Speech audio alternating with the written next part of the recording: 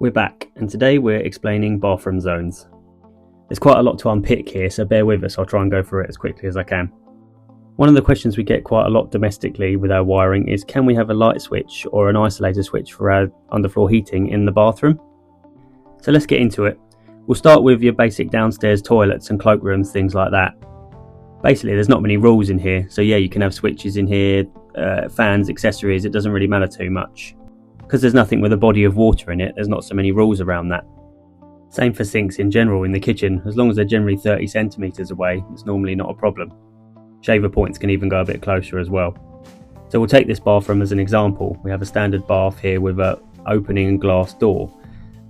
Using our 60 centimetre rule basically off the edge of the bath, and also with the door opening, as long as there's anything outside of that, you can have the switch there. Thankfully this door is actually 600 wide, so when I open it here, it basically creates our zone for us. So if I pull it open, gets us up to the 600 mark.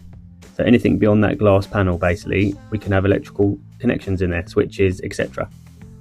There's also no issue to having tower out isolators or underfloor heating isolators in that area either. Here's an example of a shower room. Once again, we have the perimeter of the shower tray. We measure 600 off of that. Beyond that point, there is no issue again, so we can have a switch even as close as that. Once again, for electricians, this is in the on-site guide on pages 104 to 106, and it has a run through of the zones, their layouts and spacings, etc., even for wet rooms, because they are a little bit more complicated, so I'd definitely advise to have a look at that first before you get involved. But just as a breakdown for people, the bathroom is split into 3 zones. We have zone 0, which is basically the bath or shower tray itself, the body of water that you would be standing in. Then we move on to zone 1, which is basically the width and length of the bath and any point up to 2.25 metres off of floor level.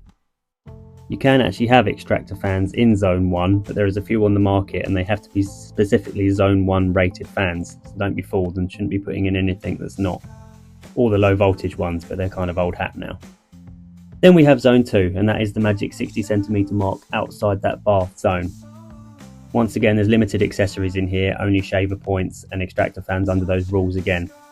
Beyond that though, it's classed as outside of zone, so you can have anything in that area excluding twin sockets. So light fittings, wall lights, switch spur accessories, light switches, all okay within that zone. You can even have a chandelier as long as they don't hang below that 2.25 metre mark.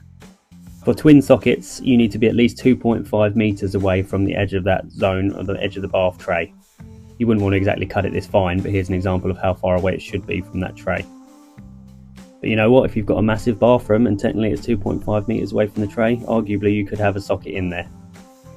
Like I said, there's loads more to this. I mean, if you're an electrician, obviously check out the on-site guide. If you're a customer or someone watching this, then I would always advise contacting your electrician and asking their advice. But in a nutshell to the question, can I have a switch in my bathroom? Yes, you can, and other accessories as well. Just follow the areas and zones when you're actually putting them in. Thanks for listening, and give us a follow for more videos like this.